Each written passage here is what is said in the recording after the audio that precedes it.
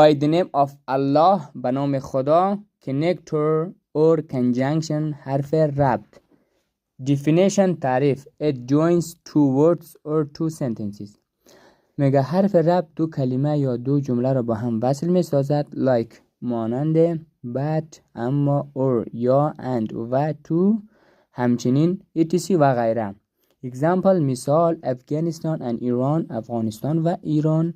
پس and دو تا کلمه رو وصل کرد. I am a student، من یک شاگرد هستم. But he is a teacher، اما او یک معلم هست. بعد دو تا جمله رو با هم وصل کرد اینجا. Do you want tea or coffee؟ میگه آیا شما قهوه میخواید یا چای؟